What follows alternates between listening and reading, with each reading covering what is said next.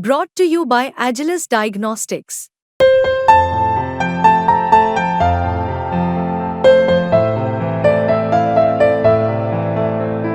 Agilus Diagnostics.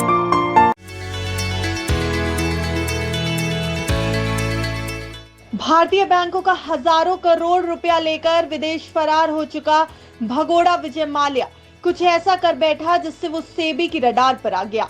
Mallya के एक कदम से भारतीय निवेशकों को बड़ा नुकसान हो सकता है, इसलिए सेबी ने अब सख्त कदम उठा लिया है। क्या है ये पूरा मामला और आखिर सेबी के रडार पर क्यों आया विजय माल्या? इस खबर में हम आपको ये सब कुछ बताएंगे। दरअसल मार्केट रेगुलेटर सेबी ने विजय माल्या के खिलाफ एक बड़ी कार्रवाई की है।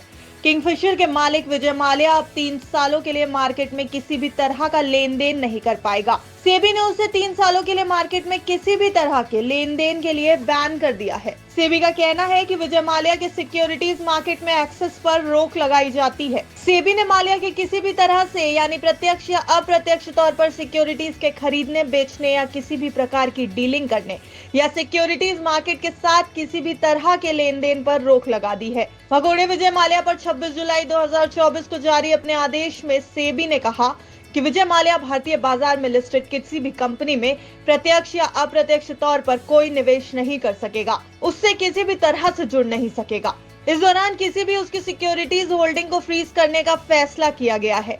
दरअसल सेबी ने अपनी जांच में पाया कि विजय माल्या एफआईआई रेगुलेशन के फ्रेमवर्क का उल्लंघन करते हुए अपनी ही ग्रुप की लिस्टेड कंपनियों में धोखाधड़ी करते हुए डील कर रहा है। विजय माल्या के इस कदम से निवेशकों को झटका लगा है। सेबी ने जांच में पाया कि माल्या ने हर्बटर्सन और यूनाइटेड स्पिरिट्स लिमिटेड के शेयरों में ट्रेड करने का तरीका ढूंढ निकाला था। इस पर लगाम लगाने के लिए सेबी ने 3 साल के लिए उसे प्रतिबंधित कर दिया है। सेबी ने कहा कि माल्या ने अपनी पहचान छिपाकर मैटरहॉर्न वेंचर्स नाम की एफपीआई कंपनी के जरिए निवेश किया, जो भारतीय कंपनियों के शेयर धारकों के हित के खिलाफ था। सेबी के आदेश के अनुसार इस एफपीआई कंपनी का इस्तेमाल हर्बर्टसन्स और यूनाइटेड स्पिरिट्स यानी यूएसएल जैसी शराब कंपनियों के शेयरों में लेन देन के लिए किया गया। सेबी ने पाया कि मैटरहॉर्न वेंचर्स के पास हर्बर्टसन्स के 9.98% शेयर थे, जो वास्तव में प्रमोटर श्रेणी के थे और पूरी तरह से माल्या द्वारा फंडेड थे।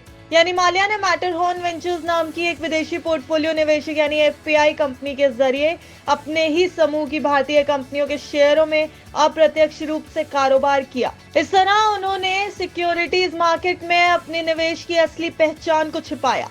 कई विलय और अधिग्रहण के बाद हर्बर्टसन्स यूनाइटेड स्पिरिट्स बन गई, जो अब ब्रिटिश कंपनी डाइजियो के स्वामित्व में है। सेबी ने कहा कि माल्या के ऐसे काम न सिर्फ धोखाधड़ी और छलपूर्ण है, बल्कि सिक्योरिटीज बाजार की ईमानदारी के लिए भी खतरा है।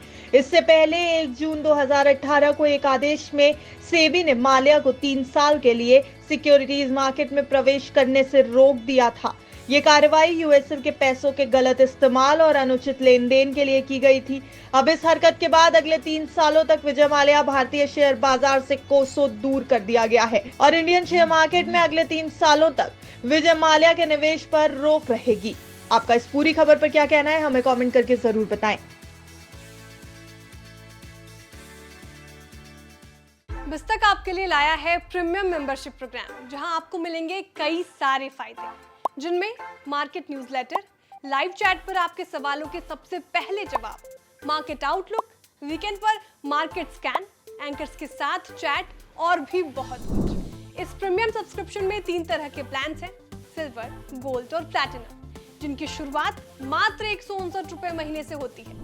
इससे जुड़ना भी बेहद आसान है। बिस्तक के YouTube चैनल पर जाएं, ज्वाइन बटन पर क्लिक करें और अपना प्लान सिलेक्ट करें। बस बन गए आप हमारे प्रीमियम मेंबर।